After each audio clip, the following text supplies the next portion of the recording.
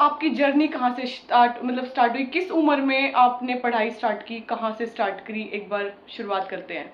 मेरी किस उम्र में पढ़ाई स्टार्ट हुई अगर बात करें एकेडमिक पढ़ाई की तो उस टाइम पे जब स्कूल में बच्चा एंट्री करता है वहाँ से उसकी एकेडमिक पढ़ाई शुरू हो जाती है। तो उस टाइम पे मैं साढ़े 3 साल की थी, पर उससे पहले भी जैसे मेरे मदर फादर बताते हैं, मुझे तो ज़्यादा ध्यान नहीं है। हुँ। थोड़ा बहुत ही ध्यान है, बहुत ही कम ध्यान है और क्योंकि इतना ध्यान नहीं रहता। पर वो जिस तरीके से बताते हैं कि उन लोगों ने जैसे मुझे सिखाया तो वो तब से ही मेरी जर्नी शुरू हो गई थी। उसके अलावा तो अपनी पढ़ाई बस तब से लेकर आज तक चल ही रही है। हुँ।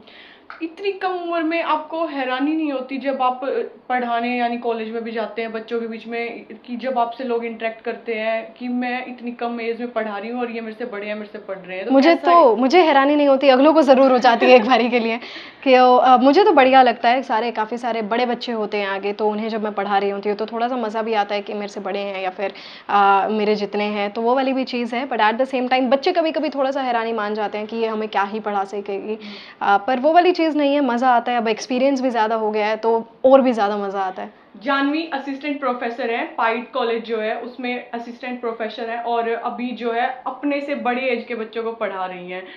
बड़े-बड़े जो टीचर्स होते हैं हमसे काफ़ी एक्सपीरियंस्ड और एज्ड होते हैं, उनसे भी बालक ना डर दे। आपसे क्यों कर रहे हैं? मेरे से डरना नहीं कहूँगी मैं, पर हुँ। एक वो चीज़ हो जाती है कि बच्चों को ये बताना कि आप लोग स्टूडेंट्स हैं, तो स्टूडेंट्स ही बनकर रहें हुँ। और टीचर की जो रिस्पेक्ट होती है, आप उसको मेंटेन रखें। तो वो वाली चीज़ है, बाकी डरने वाली ऐसी चीज़ नहीं है। मैं तो सिर्फ़ एक ही बार कहती हूँ कि तुम लोगों की अटेंडेंस काट लूँगी अगर आराम से नहीं बैठोगे तो तो। आप सीधा धमकी देती हैं अटेंडेंस मैं काटने की? धमकी दे देती हूँ उनको थोड़ा-सा, पर फिर वो वही चीज़ होती है कि आप एज़ अ टीचर बच्चों के साथ इंटरैक्ट कैसे कर रहे हैं। अगर आप बच्चों के साथ ढंग से इंटरैक्ट कर रहे हैं, तो बच्चे बिना धमकी के भी आराम से बैठ जाते हैं, कोई ऐसी दिक्कत है नहीं।